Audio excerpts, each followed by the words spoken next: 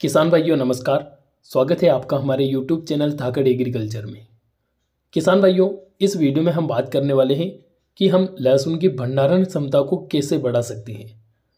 लहसुन को अगर हम लंबे समय तक स्टॉक रखना चाहें तो वो कैसे रख सकते हैं, उसकी भंडारण क्षमता को हम कैसे बढ़ा सकते हैं। तो इसके लिए हमें लहसुन की फसल में कुछ काम करने की ज़रूरत पड़ती है। तो वो काम कौन से है और ऐसे कौन से ज़रूरी काम है जो हम लहसुन की खड़ी फसल में करें, जिससे आगे जाकर हम लहसुन की भंडारण क्षमता को बढ़ा सकते हैं। तो आज के इस वीडियो में हम इसी टॉपिक के ऊपर बात करेंगे और कुछ ऐसे आसान उपाय मैं आपको बताने वाला हूं, जिनको अगर आप सही तरीके से फॉलो करते हैं तो आप भी अपनी लहसुन की भंडारण क्षमता को काफ़ी हद तक बढ़ा सकते हैं। बहुत सारे किसान भाई हर साल लहसुन को काफ़ी लंबे समय तक स्टॉक में रखते हैं, लेकिन कुछ किसान भाइयों के बहुत सारी समस्याएं आ जाती है, जिनमें लहसुन खराब हो जाता है, लहसुन काला पड़ जाता है, सेंट मारने लग जाता है, लहसुन की कलियां मरने लग जाती है और ऑटोमेटिक लहसुन का वजन कम पड़ जाने लग जाता है। तो ऐसी समस्या आपके ना आए तो इसके लिए आपको कुछ ज़रूरी बातों का ध्यान रखना चाहिए और जो लहसुन की खड़ी फसल रहती है उसमें कुछ आवश्यक काम आपको करने की ज़रूरत पड़ेगी। तो वो काम इस वीडियो में मैं आपको बताने वाला हूँ। कुछ आसान उपाय आपको इस वीडियो में बताऊँगा, जिनको आप फॉलो करके लहसुन की भंडारण क्षमता को बढ़ा सकते हैं। तो पूरी जानकारी के लिए वीडियो को अंत तक देखिएगा।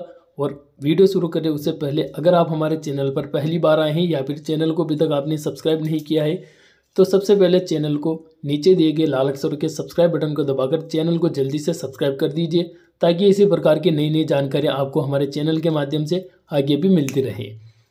किसान भाइयों, अब बात करते हैं लहसुन के बारे में। तो लहसुन की भंडारण क्षमता बढ़ाने में कई फैक्ट मायने रखते हैं, जैसे कि लहसुन की सिंचाई, लहसुन में खाद प्रबंधन, लहसुन में दवाइयों का स्प्रे।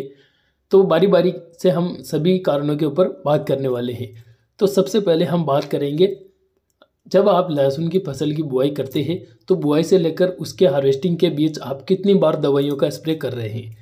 तो अगर आपको लहसुन की भंडारण क्षमता बढ़ाना है तो आपको कम से कम रासायनिक दवाइयों का उपयोग करना पड़ेगा। रासायनिक दवाइयों से मेरा मतलब है कि कुछ किसान भाई लहसुन में खरपतवार नाशी दवाइयों का स्प्रे करते हैं। तो खरपतवार नाशी दवाइयों का स्प्रे करने से लहसुन की भंडारण क्षमता कम होती है। तो अगर आप भंडारण क्षमता बढ़ाना चाहते हैं तो आपको खरपतवार नाशी दवाई का उपयोग नहीं करना है। पहला कारण हुआ। अब दूसरे कारण की अगर बात करें तो दूसरा कारण यह है कि उसमें सही समय पर सही पोषक तत्वों की पूर्ति करना। बहुत सारे किसान भाई सही समय पर सही खाद नहीं दे पाते हैं, सही पोषक तत्व फसल को नहीं दे पाते हैं, जिससे फसल की ग्रोथ अधूरी रह जाती है और उसका भरण पोषण सही तरीके से नहीं हो पाता है। तो ऐसी स्थिति में लहसुन की भंडारण क्षमता कम होती है। तीसरी चीज़ की अगर बात करें तो तीसरी जो सबसे मुख्य चीज़ आती है वो है सिंचाई। बहुत सारे किसान भाई शुरुआत से लास्ट तक कई बार सिंचाई करते हैं, लेकिन जब लास्ट समय आता है, जब कंद बनने का समय आता है, तो उस समय अगर आप ज़्यादा बार सिंचाई कर देते हैं, कम कम दिनों के अंतराल में अगर सिंचाई करते हैं, तो उससे आपकी भंडारण क्षमता पर काफ़ी ज़्यादा इफेक्ट पड़ता है। तो आपको लास्ट में जब आपकी फसल में कंद बनना चालू हो जाता है तो उस समय पर बहुत ही कम सिंचाई करनी चाहिए। 10 से 15 या फिर 17 दिन का गैप निकालने के बाद ही सिंचाई करनी चाहिए। तीसरा कारण ये हुआ।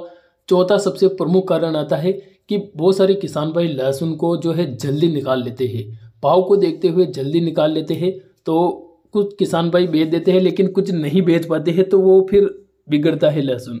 तो आपको ऐसा बिल्कुल भी नहीं करना है और लहसुन को अच्छी तरीके से पकने देना है और पकने के बाद ही खेत से उसको हार्वेस्ट करना है। कच्चा ही अगर आप उसको हार्वेस्ट करते हैं तो 100% आपकी भंडारण क्षमता कम होगी। तो अगर आप भंडारण क्षमता बढ़ाना चाहते हैं तो ये चारों जो टॉपिक मैंने बताए हैं, इनको आप अच्छे तरीके से फॉलो करते हैं तो आपकी लहसुन की जो भंडारण क्षमता है वो काफ़ी हद तक बढ़ जाएगी। तो वीडियो में जो जानकारी दी गई है वो आपको कैसी लगी कमेंट करके ज़रूर बताइए। हम मिलेंगे एक और नए वीडियो में, तब तक के लिए धन्यवाद। जय जवान जय किसान।